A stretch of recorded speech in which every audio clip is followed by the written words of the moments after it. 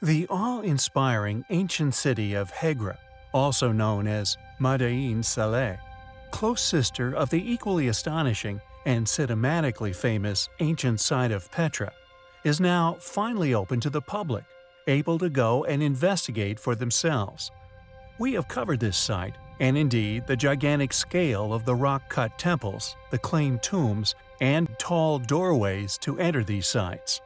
Furthermore, we have covered uncanny similarities found upon rare, unfinished areas of these once astonishingly precisely cut solid rock ruins. In addition to the enormous scale of the stone-cut buildings and the absence of doorsteps, which would have enabled the now average-sized human claimed as having created them, no chance of entering them with ease.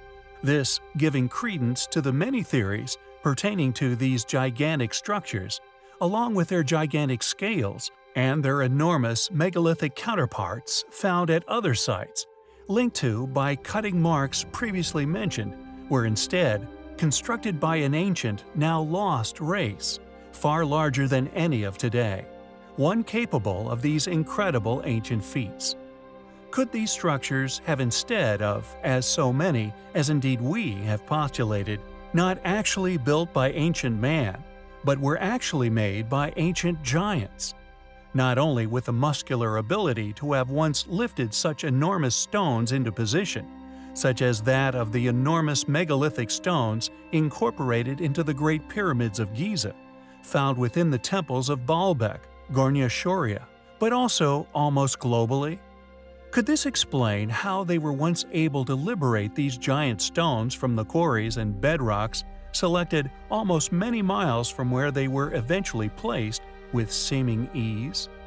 How they were somehow transported, enormous stones high atop mountains, assembling them into the remarkably precise laid polygonal masonry that now drenches the tops of Peruvian peaks?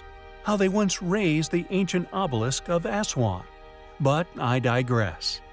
Many have now conceded that the methodology of the Great Pyramids of Giza construction continues to be an enigma in regards to a modern explanation as to how the modern man accomplished such feats.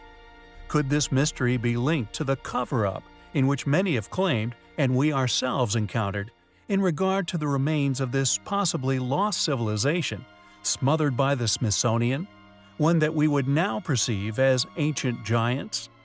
It is a hypothesis which would indeed be a fitting explanation for these mysteries, and a cover-up, the stifling of a reason for their continued inexplicability to modern explanation.